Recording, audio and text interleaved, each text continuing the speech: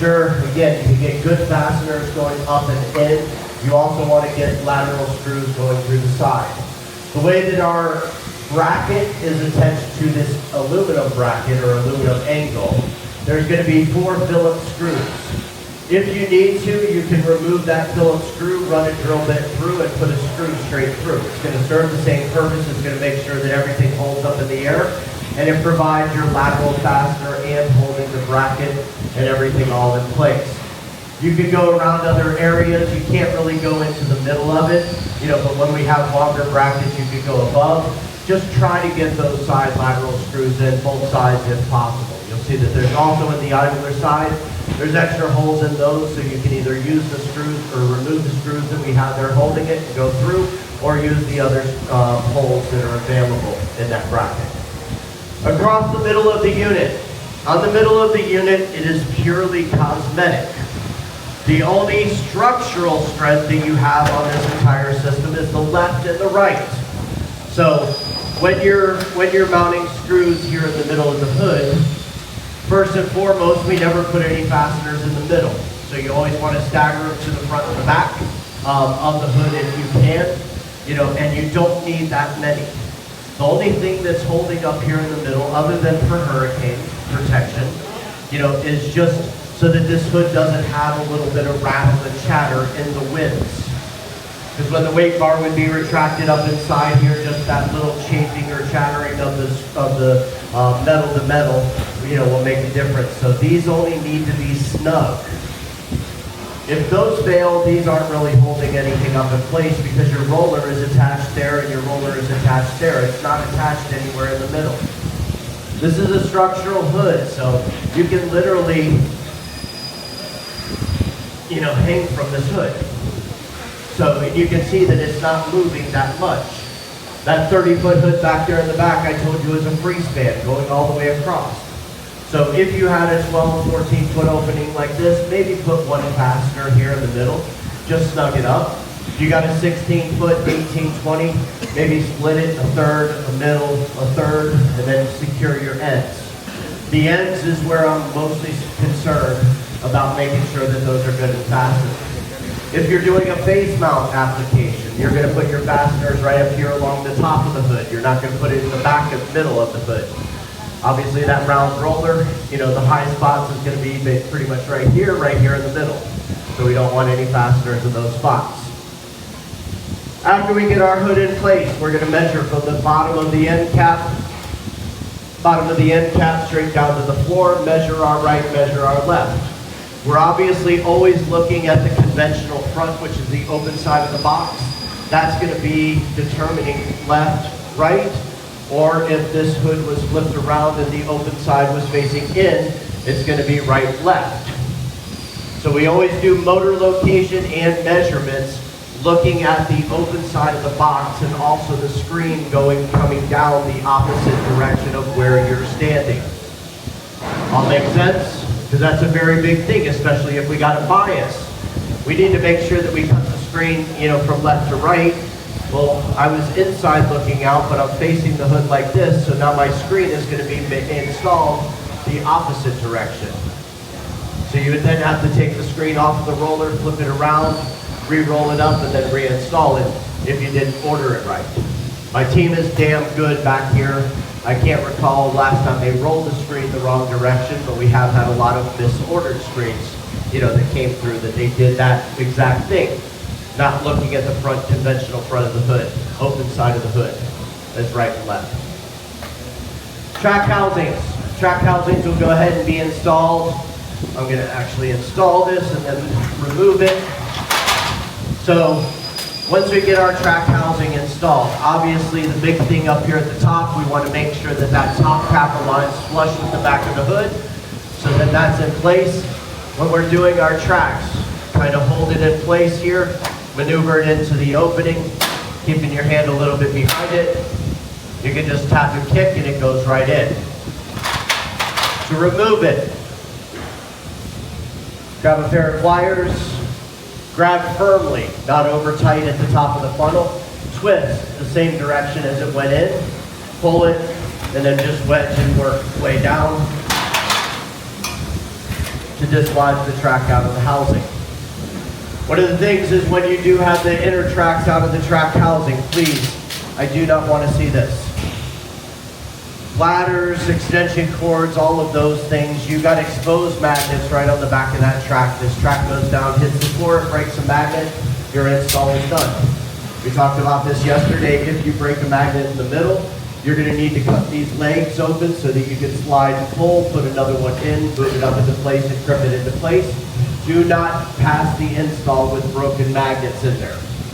Also, when you're pre-drilling your tracks, on your sawhorses or wherever you're doing it, make sure to have the inner track out. Make sure to drill in where you can see the magnets. Don't drill from the back side of the track where you can't see where the magnets are, because if you happen to drill into the back of the magnet, you broke the coating on the magnet. That magnet is going to corrode over time and misfunction the system. So you always want to have all of your magnets visible with our products when you're drilling or maneuvering around with them.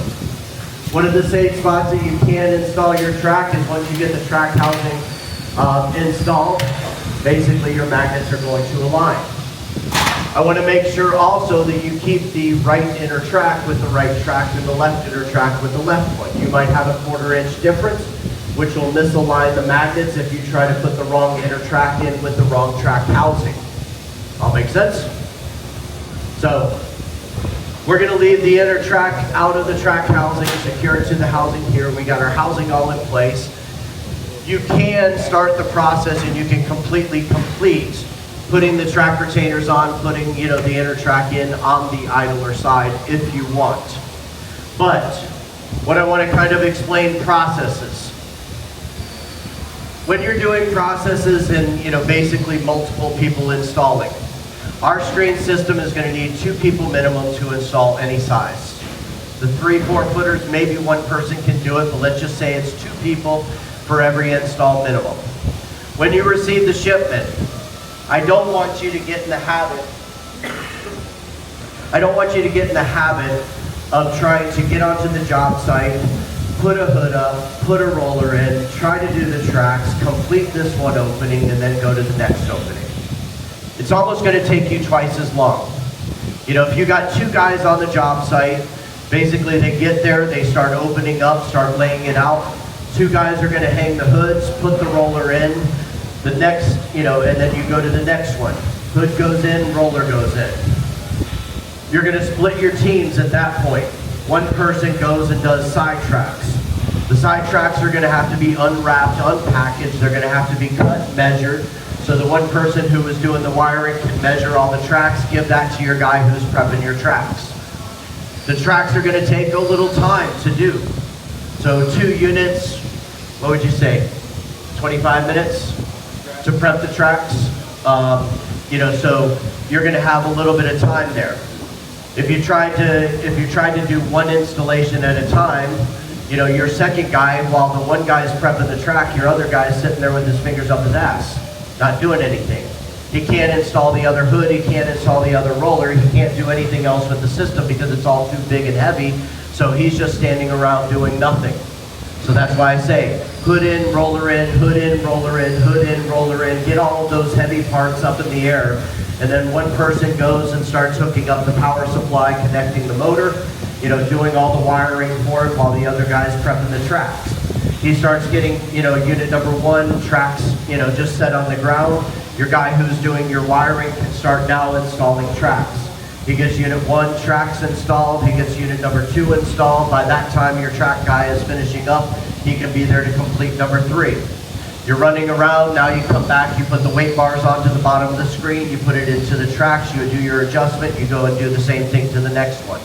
So 2 guys are minimum, 3 guys are optimum. So if you can afford, or if you do have a 3-man team, that's going to be your most efficient. 2 guys are hanging, slamming and jamming, 1 guy is prepping and cleaning.